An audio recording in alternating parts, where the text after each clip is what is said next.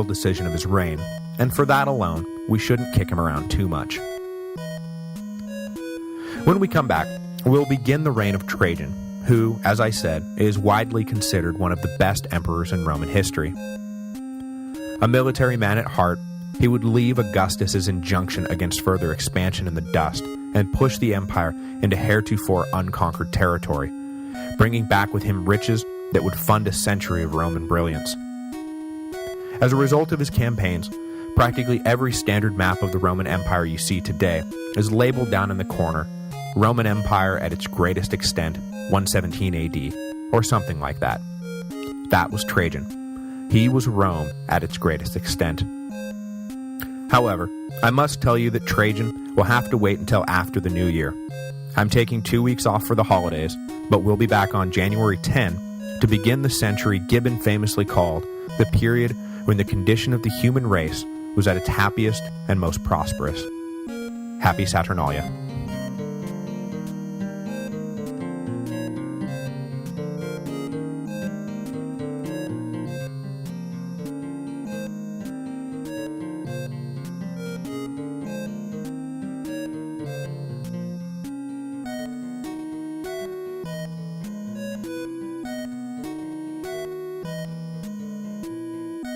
This week's episode is brought to you by Audible. As you are now aware, Audible is the internet's leading provider of audio entertainment with over 60,000 titles to choose from. When you're done with this episode, go to audiblepodcast.com/Rome. That again is audiblepodcast.com/Rome. By going there, you will qualify for a free book download when you sign up for a 14-day trial membership. There is no obligation to continue the service, and you can cancel anytime and keep the free book that you got. You can also keep going with one of the monthly subscription packages and get great deals on all future audiobook purchases. This week, I'm going to recommend Rome at War, Farms, Families, and Death in the Middle Republic, a new addition to the library that I have not yet read, but is on my list of new books to pick up. Just remember to go to audiblepodcast.com/Rome so that they know who sent you. Hello, and welcome to the History of Rome. Episode 79, The Dacian Wars. When Nerva died in January of 98 AD, news of his death generated as much relief as it did sadness. We know from last time that Nerva was no egomaniacal, despotic monster whose death was eagerly anticipated by friend and foe alike, but neither was he seen as the best man for a very difficult job. The best man, everyone agreed, was Trajan, and from the minute he had been adopted, the death watch began on Nerva. The sooner the old emperor died, the sooner imperial authority would be back in the hands of a man who would know how to use it properly. So when Nerva slipped his mortal coil, just months after naming Trajan heir, everyone agreed how nice it was that the old man had not dragged things out. Rome would again be ruled by a proper emperor, not a political fixer in over his head. The crazy thing about Trajan is that in his almost 20 years in office, he actually managed to exceed the high expectations everyone had for him. And after his death, every subsequent emperor would ascend to the throne blessed by the ceremonial prayer, "May he be luckier than Augustus and better than Trajan." There was no drama surrounding the succession, as he had already been entrusted with most of the important powers that collectively made up official imperial authority. In the few months between his adoption and Nerva's death, the two men resembled colleagues far more than they resembled present ruler and future heir. As I mentioned last time, there is even some speculation that Nerva was planning to abdicate the throne as soon as Trajan was settled into his new position, but died before he had the chance to. Some wanted Trajan to take over completely right away, but the general declined to even return to Rome during the brief time he and Nerva shared power. Perhaps it was just that he was too busy monitoring the situation on the Rhine, but it could also be that he understood all too well that he would utterly overshadow Nerva should he return to the capital, and out of professional courtesy, he stayed away. I would believe either explanation, but his well-documented political humility and respect for the pride of proud men makes the latter an enticing conclusion. But then again, he would be emperor in his own right for more than a year before he finally did make his way to Rome, So it could be that he really was just too busy ensuring the security of the northern border to come back to the capital for some speeches and religious ceremonies. Careful attention to the real responsibilities of office, as opposed to the lavish trappings of power, was another of Trajan's character traits that endear him to everyone, ancient, medieval, and modern alike. Like I said, Trajan spent most of his first year in office traveling the empire's frontier, first along the Rhine and then the Danube. Mostly satisfied with the defensive fortifications Domitian had put in place, Trajan eventually arrived in Moesia, the province opposite the kingdom of Dacia, where he paused, studied, and concluded that war north of the Danube was inevitable. As a career military man, he was well aware of the theory among his peers of the peace treaty Domitian had signed with Decebalus, and now the new emperor was witnessing firsthand the fruits of that poison tree. The money and material Domitian had sent to Decebalus was supposed to be used to bolster the Dacian border facing away from Rome, to help the new client king fulfill his responsibility as a buffer against the uncivilized tribes beyond the frontier. But Trajan's scouts reported back to him that Decebalus had actually built a substantial fortification network facing south, towards the Roman provinces. The implication of this fortification network was all too clear. Decebalus was clearly anticipating future hostilities with Rome. The only question was when the next war would break out. But Trajan was a patient man. While he immediately apprehended that he was, at some point, going to invade Dacia, he knew that he couldn't just go flying off half-cocked. While the situation in Dacia was going to come to a head eventually, it did not look ready to explode just yet. Undertaking an invasion on the scale he envisioned was going to take careful planning, but most of all, it was going to take a solidified political position at home. He was popular now, the new car smell still lingering in the air, but Trajan understood how quickly novelty can wear off. Without the support of the people and the Senate back home, it was pure folly to go off conquering abroad.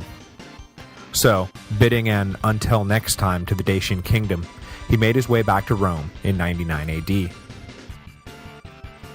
His arrival in the capital was as magnificent as any triumphal procession.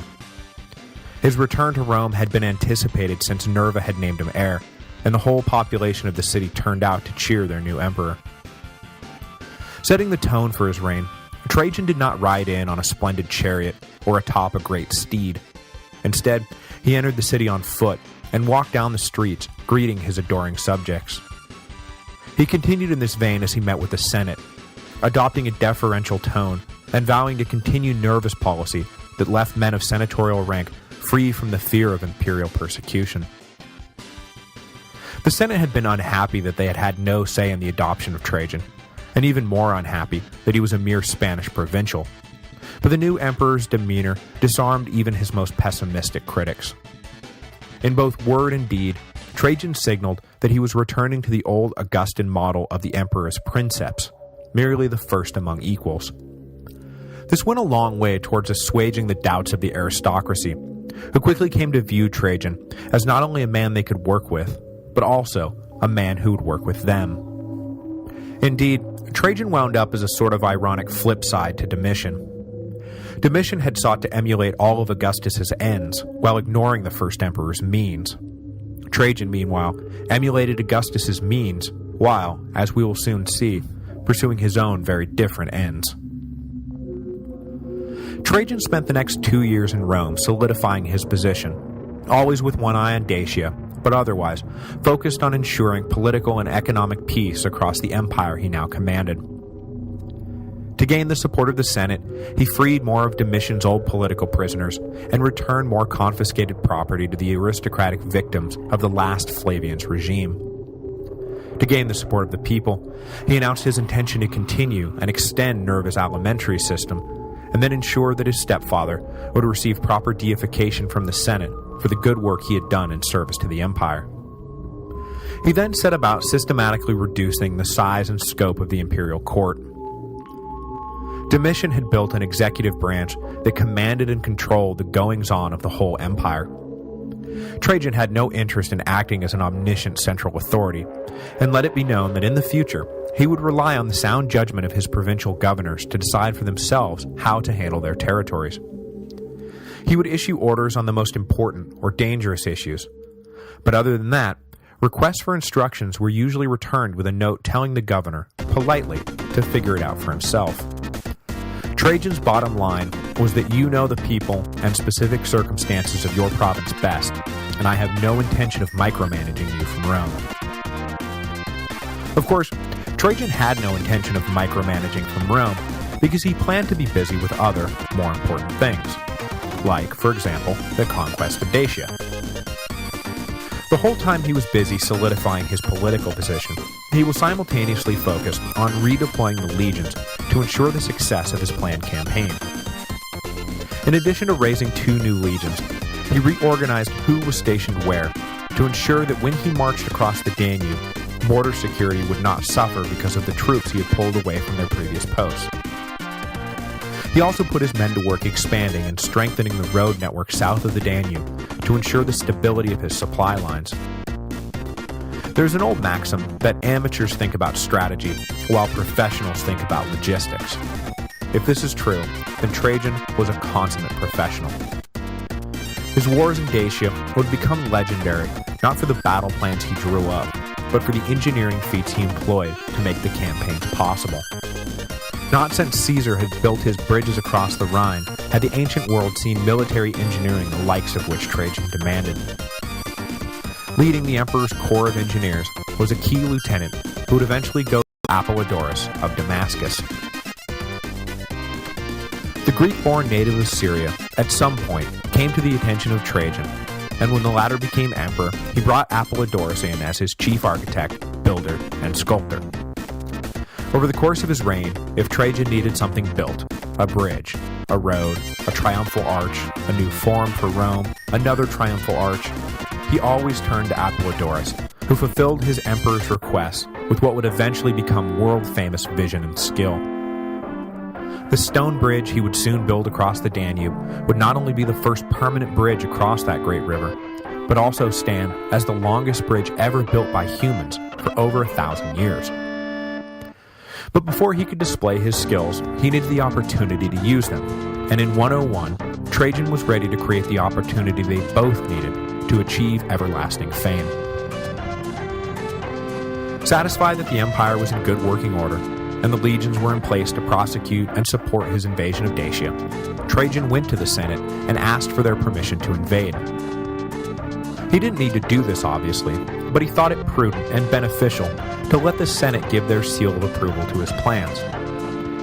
Gratified by the deference they had been shown thus far, and the respect they were being shown now, the Senate overwhelmingly supported Trajan and gave him their firm blessing to go out a-conquering. The emperor traveled to Moesia to take personal command of the 4-legion-strong invasion force, and in March 101, crossing a temporary but still impressive bridge Apollodorus had built across the Danube, he led his legions into Dacia. Fully cognizant of the trap Cornelius Fuscus had blundered into by advancing too quickly, Trajan took his time moving north, fully scouting and securing each territory before moving in. Decebalus had been waiting for years for the Romans to invade, and was eager to test out his new defensive network. If he could repel Trajan, his renown would grow, and he would be able to possibly cobble together a kingdom strong enough to stand against the Romans not just temporarily, but forever. Trajan, though, was an altogether different animal from the mediocre generals Domitian had sent previously, and rather than eternal renown, Decebalus would go down in history as just another barbarian king bested by the might of Rome.